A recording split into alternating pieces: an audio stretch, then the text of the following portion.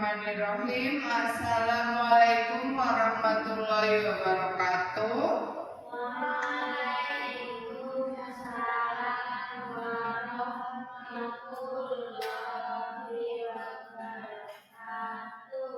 Yang terhormat Bapak Kepala SD Negeri Kedaung 5, yang kami hormati Dewan Guru SD Negeri Kedaung 5 dan staf karyawan-karyawati SD Negeri Kedaung 5.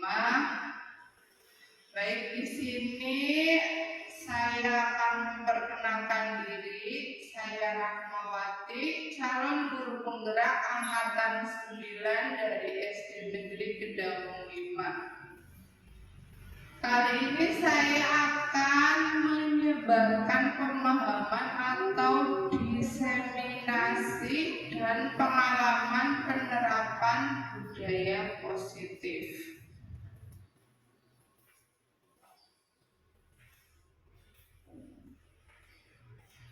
Sebelumnya, marilah kita buka acara pada hari ini dengan lafal basmalah bersama-sama. Bismillahirrahmanirrahim.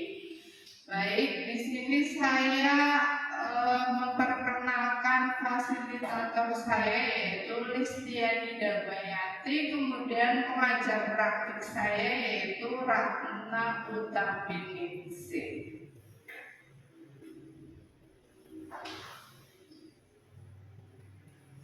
Ya, pertanyaan pemantik. Apakah Anda setuju dengan pernyataan ini? Yang pertama, hukuman dapat mendisiplinkan anak. Setuju atau tidak?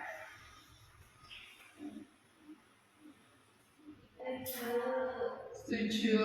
Kemudian yang kedua, pemberian hukuman dengan hal positif seperti membaca atau membersihkan halaman sekolah dapat meningkatkan disiplin anak. Setuju atau tidak? Setuju. Yang ketiga, memberi penghargaan dapat meningkatkan motivasi belajar anak. Setuju atau tidak? Setuju.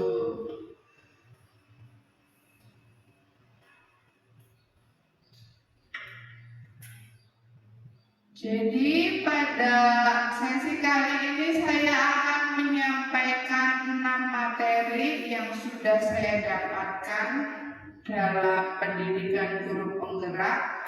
Yang pertama tentang disiplin positif, yang kedua tentang teori motivasi, yang ketiga keyakinan kelas, keempat kebutuhan dasar manusia, yang kelima restitusi, yaitu tentang 5 posisi kontrol kita sebagai guru, dan yang keenam segitiga restitusi.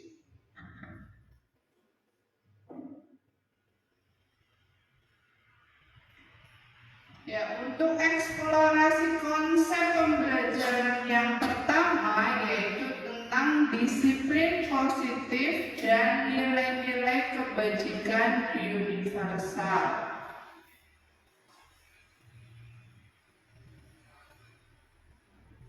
Perubahan paradigma stimulus respon teori kontrol. Jadi di sini ada 2 tabel.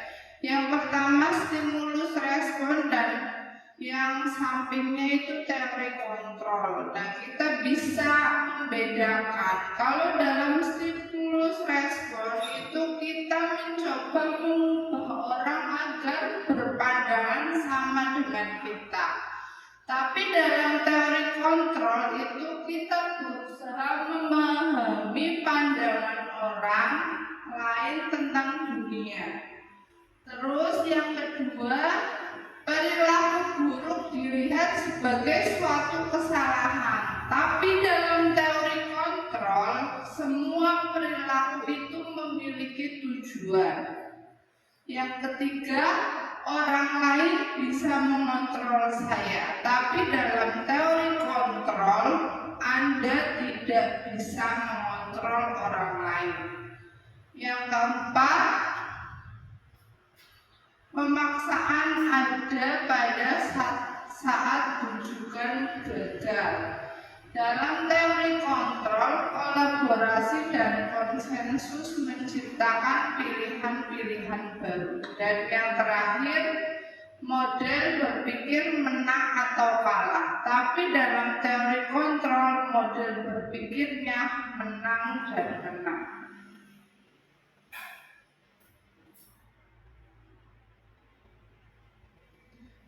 Apakah makna disiplin? Jadi disiplin itu berasal dari bahasa Latin yaitu disciplina yang artinya belajar. Makna asal dari kata ini berkonotasi dengan disiplin diri dan murid-murid Sokrates dan Plato. Disiplin diri membuat orang menggali potensinya menuju sebuah tujuan apa yang dia hargai.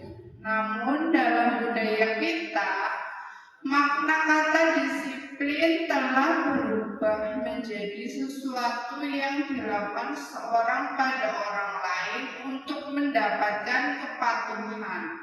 Kecenderungan umum adalah menghubungkan kata disiplin dengan ketidaknyamanan, bukan dengan apa yang kita hargai atau pencapaian suatu tujuan mulia.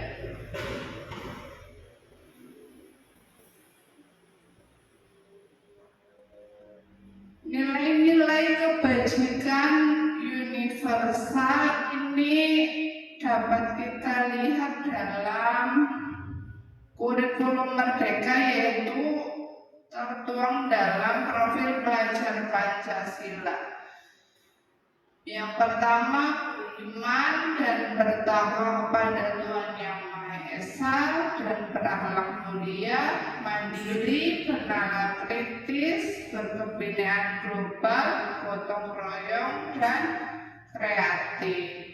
Baik, selanjutnya saya mempersilakan ibu-ibu untuk berdiri. Mari kita menyanyikan lagu Dimensi Profil Pelajar Pancasila sambil gerakan.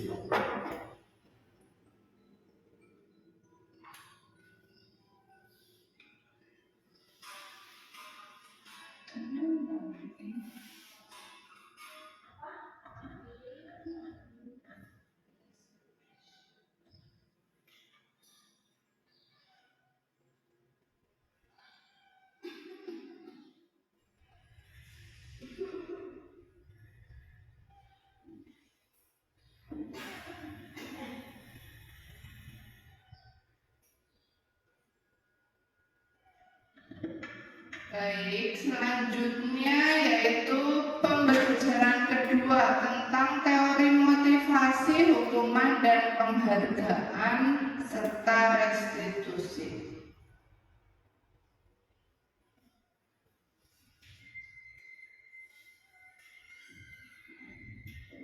Merdeka menurut Ki Hajar Dewantoro, yaitu Bapak Pendidikan kita, merdeka itu artinya tidak hanya terlepas dari perintah, akan tetapi juga cakap buat memerintah diri sendiri tanpa pengaruh dari orang lain. Nah, ini kita bisa memperhatikan tabel bedanya peraturan dengan keyakinan kelas. Jadi peraturan itu selalu kembalikan buku ke tempatnya. Tapi kalau keyakinan kelas tanggung jawab. Peraturan dilarang mengganggu orang lain. Keyakinan kelasnya menghormati orang lain. Peraturan hadir di sekolah 15 menit sebelum pembelajaran dimulai.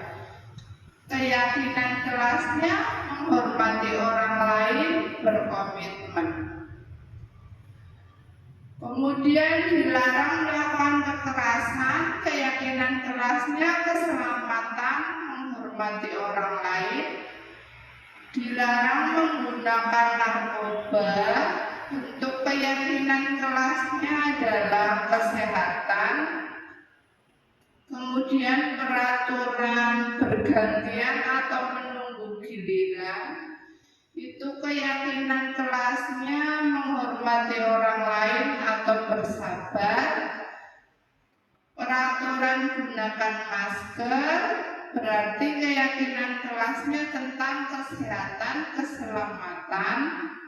Peraturan jangan berlari di kelas atau koridor, keyakinan kelasnya keselamatan atau keamanan. Jadi bedanya peraturan kelas itu dengan keyakinan kelas. Kalau peraturan kelas itu lebih kata-katanya negatif, larangan gitu. Tapi kalau keyakinan kelas itu kata-kata yang digunakan adalah kata-kata positif.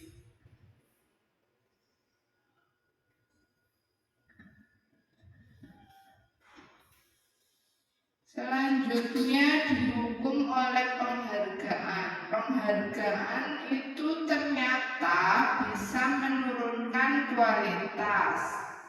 Penghargaan mematikan kreativitas, dan yang terakhir penghargaan mengurangi motivasi intrinsik.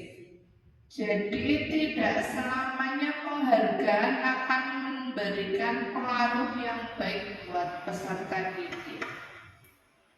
Kemudian bentuk program kebajikan atau apresiasi. Dalam memberikan apresiasi atau pengakuan perlu diingat beberapa hal.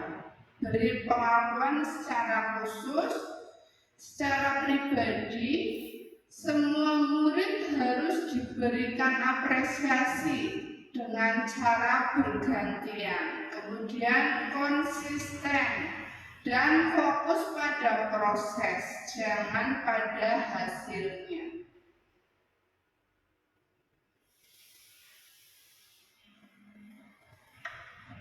Contoh pengakuan atau apresiasi kebajikan. Pembuka, nilai kebajikan, dan situasi. Situasi pada saat menolong murid baru di kelas kita.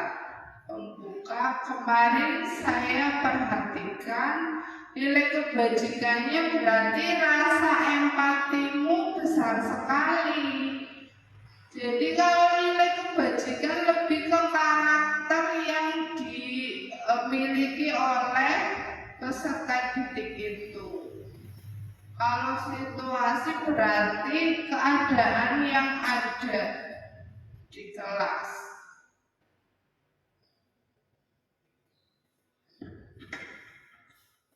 Kemudian kita perhatikan beberapa contoh tindakan guru. Kita bisa membedakan apa itu bentuk hukuman atau bentuk konsekuensi. Kira-kira Bapak Ibu pernah tidak memberikan tugas kepada anak mencatat 100 kali di dalam buku kalimat. Saya tidak akan terlambat lagi karena terlambat ke sekolah. Pernah tidak Bapak Ibu?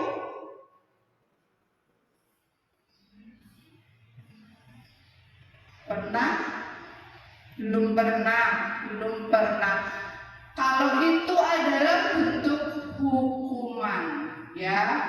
Kemudian lari mengelilingi lapangan basket atau lapangan halaman sekolah 2 kali karena terlambat hadir ke sekolah. Pernah tidak? Tidak. Nah, itu contoh hukuman. Kemudian murid diminta untuk push up 15 kali karena tidak menggunakan masker di sekolah. Pernah? Tidak ya. Alhamdulillah sekolah kita tidak terlalu sering memberikan hukuman. Kemudian untuk contoh menggantikan kertas tugas teman yang telah dicoret-coret. Nah, ini bukan bentuk hukuman tapi konsekuensi karena anak tersebut sudah melakukan kesalahan. Jadi bentuk tanggung jawab anak tersebut itu namanya konsekuensi. Kemudian membersihkan tumpahan air di meja tulis karena tersenggol pada saat belajar, itu konsekuensi. Murid disuruh untuk mengenakan sepatu seharian di sekolah karena tidak mengenakan sepatu hitam, itu hukuman. Jadi biasanya di SMP atau SMA itu kan ada peraturan, misal hari Senin harus pakai sepatu hitam, tapi pada kenyataannya ada beberapa anak yang menggunakan sepatu warna putih. Nah, itu biasanya akan diberikan hukuman. Yang terakhir, lari mengelilingi lapangan basket 2 kali karena terlambat 10 menit untuk pelajaran PJOK. Nah, ini kan hampir sama, lari mengelilingi, tapi kan alasannya berbeda. Kalau ini bentuk konsekuensi.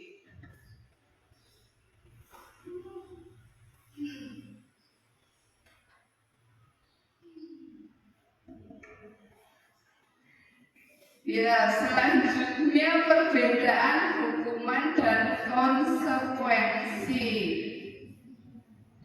Hukuman itu sesuatu yang menyakitkan dan harus terjadi. Kalau konsekuensi itu sesuatu harus terjadi. Hukuman membuat anak sakit, baik secara fisik maupun hatinya, karena perkataan yang kita ucapkan. Kalau konsekuensi itu membuat anak merasa tidak nyaman dalam jangka waktu pendek. Kemudian hukuman akan membuat anak membenci kedisiplinan. Konsekuensi anak menghargai disiplin. Hukuman sifatnya paksaan, kalau konsekuensi itu stimulus atau tanggapan. Kemudian hukuman itu mendorong anak menyakiti dirinya sendiri, sedangkan konsekuensi itu mendorong anak agar mudah menyesuaikan diri. Hukuman itu konsep diri yang buruk. buruk, sedangkan konsekuensi konsep diri yang baik. Hukuman anak belajar untuk menyembunyikan kesalahan karena takut, jadi biasanya umpet-umpetan. Tapi kalau konsekuensi itu anak belajar untuk mematuhi peraturan. Dan yang terakhir biasanya perasaannya itu marah, rasa bersalah, dipermalukan, merasa tak dihargai. Tapi kalau konsekuensi itu kehilangan hak, dibuat tidak nyaman, diasingkan untuk sementara saja.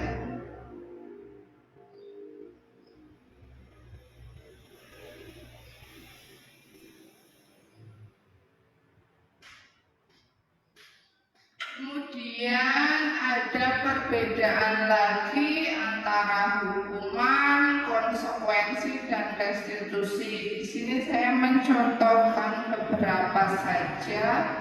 Jadi kalau hukuman itu menyakitkan, harus terjadi. Kalau konsekuensi memang harus terjadi tapi tidak menyakitkan. Kalau restitusi itu merupakan sebuah pilihan.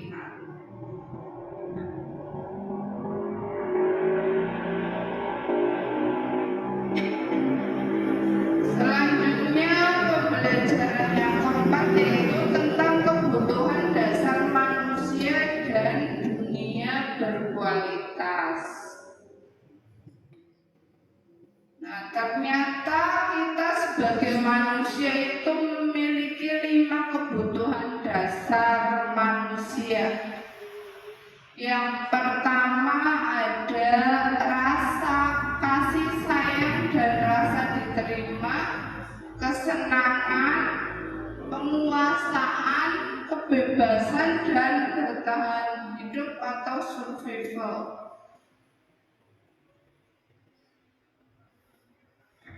Nah, sekarang kita akan mencoba memahami kebutuhan yang dimiliki oleh peserta didik kita. Baik, untuk yang pertama, perhatikan Bapak Ibu, nanti kita akan cek jawaban ibu-ibu itu benar atau masih keliru. Ibu guru bilang, aku tidak boleh bersenandung sewaktu mengerjakan tugas. Katanya kelas harus tenang, tidak ada suara. Padahal kan aku suka dan senang menyanyi. Ini kebutuhan apa Bapak Ibu? Dari 5 kebutuhan tadi.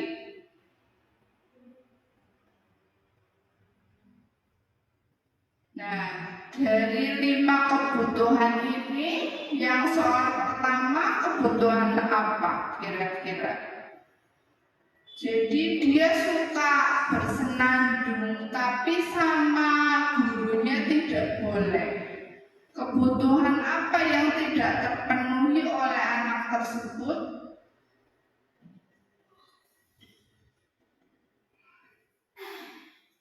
Apa Bapak Ibu?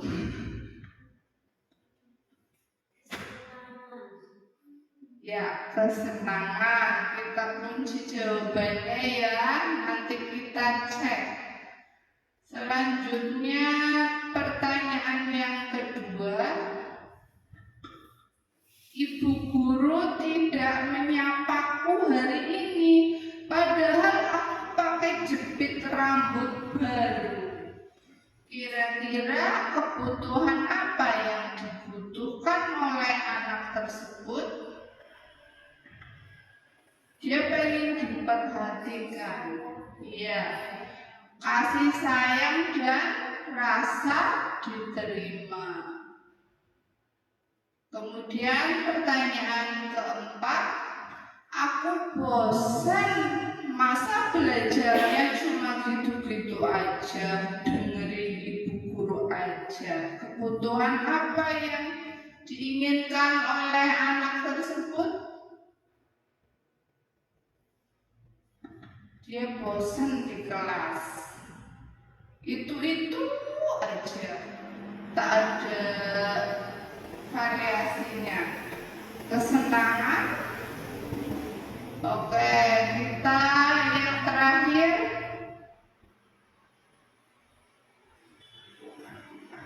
Aku sebel gambarku tidak rapi, tapi malah ibu guru nunjukin ke teman-temanku di depan kelas. Kira-kira kebutuhan apa yang dibutuhkan oleh anak tersebut?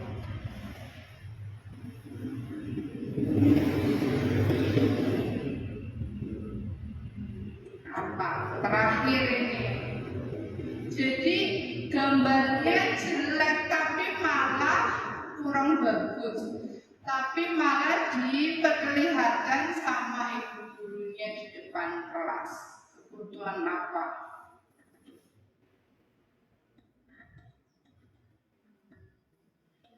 Salah tidak apa-apa.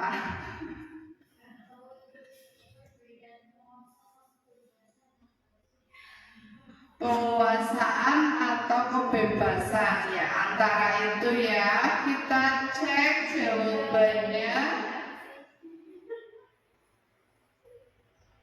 Jadi yang pertama itu kebutuhan kesenangan.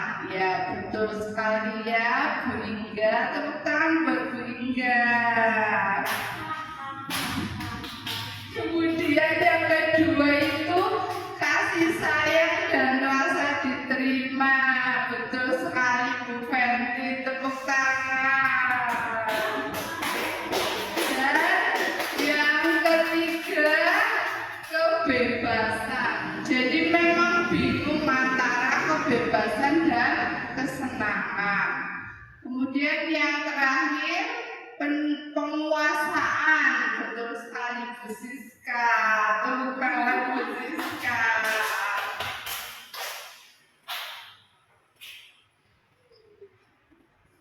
Baik, terima kasih. Selanjutnya kita lanjut ke pembelajaran kelima, yaitu 5 posisi kontrol kita sebagai guru. Jadi kita bisa menempatkan posisi kita sebagai penghukum atau membuat orang merasa bersalah, atau sebagai teman, pemantau, atau manajer. Nah, bedanya saya kasih contoh. Kalau penghukum itu menghardik, menunjuk-nunjuk, menyakiti, menyindir. Tapi kalau membuat orang merasa bersalah itu biasanya berceramah dan mengatakan seharusnya ibu kecewa. Nah, kemudian kalau sebagai teman itu membuatkan alasan-alasan untuk muridnya.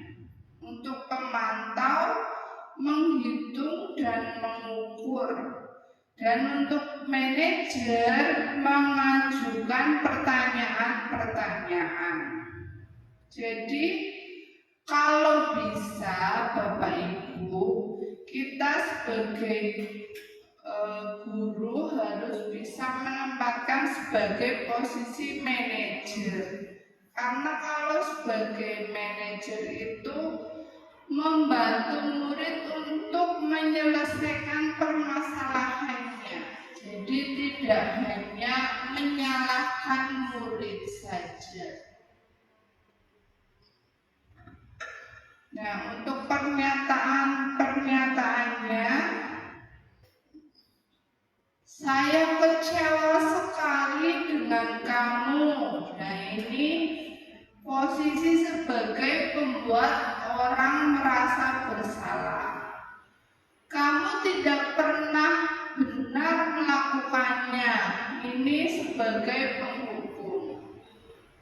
Ayolah lakukan demi ibu atau bapak guru. Nah, ini sebagai teman.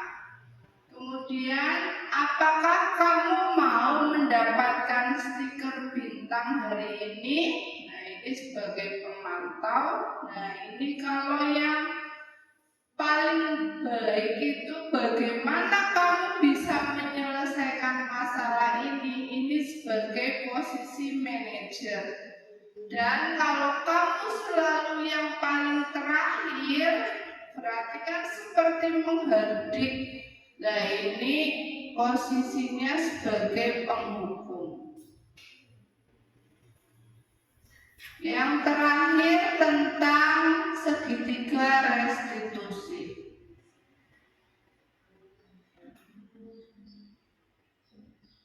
Nah, segitiga restitusi itu ada 3 tahapan. Yang pertama adalah menstabilkan identitas. Nah, biasanya ini bentuk obrolannya ke murid. Setiap orang pasti pernah melakukan kesalahan. Kamu bukan satu-satunya yang pernah melakukan ini. Yang kedua, langkahnya validasi kebutuhan. Nah, pertanyaannya yang diberikan kepada anak, kamu tentu punya alasan mengapa melakukan itu. Adakah cara yang lebih efektif untuk mendapatkan apa yang kamu butuhkan? Dan yang terakhir, menanyakan keyakinan. Nilai-nilai apa yang telah kita sepakati? Kamu ingin menjadi orang yang seperti apa nantinya? Nah, itu adalah sebuah cara yang dilakukan untuk menyelesaikan permasalahan yang dihadapi oleh murid.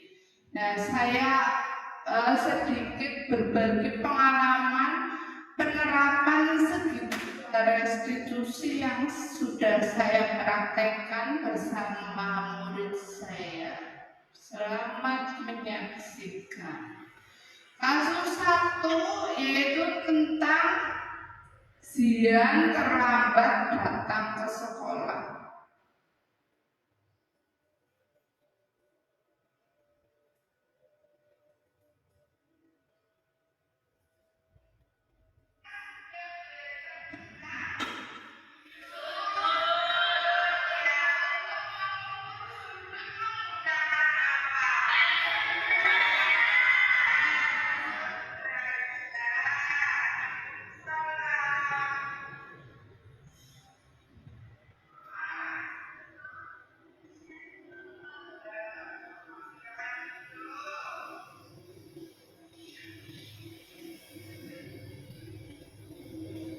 Itu sedikit skenario ketika mendapati peserta didik yang terlambat. Nah, kita tahap pertama menstabilkan identitas.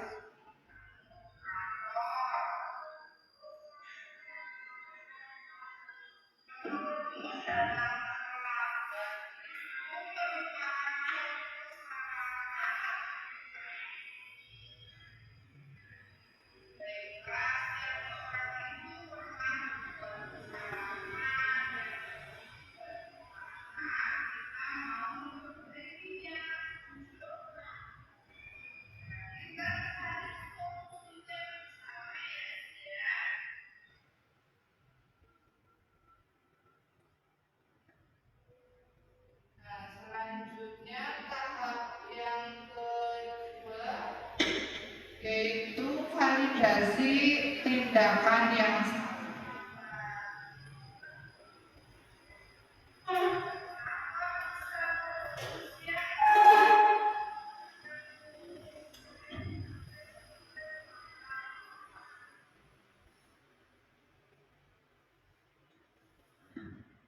dan yang terakhir menanyakan keyakinan.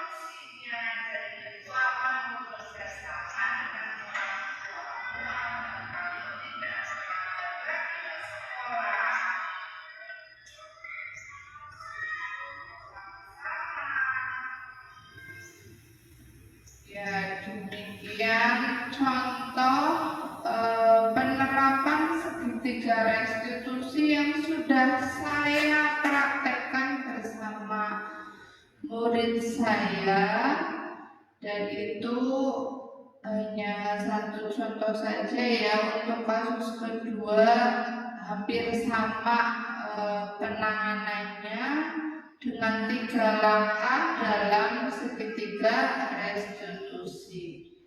Baik, untuk selanjutnya kita akan menyimpulkan pembelajaran apa yang sudah kita pahami dalam seminar kecil ini, yaitu tentang disiplin positif, teori kontrol, teori pilihan menurut Dr. William Glasser.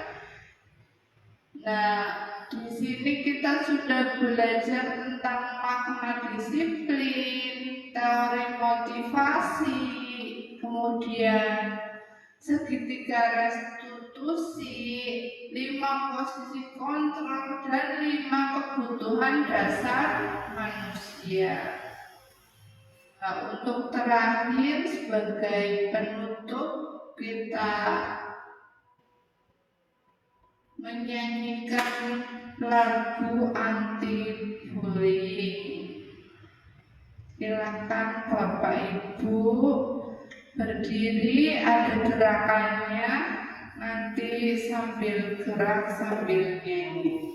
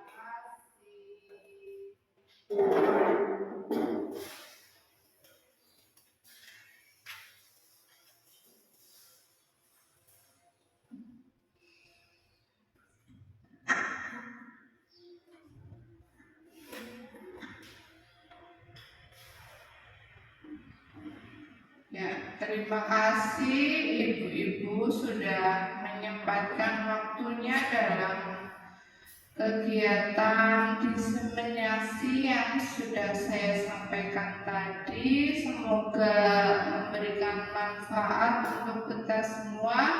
Untuk menutup kegiatan pada hari ini, mari kita mengucapkan lafal hamdalah bersama-sama. Alhamdulillahirabbil alamin. Kurang lebihnya saya mohon maaf. Billahi taufiq wal hidayah. Wassalamualaikum warahmatullahi wabarakatuh. Ya, tepuk tangan buat kita semua Bapak Ibu.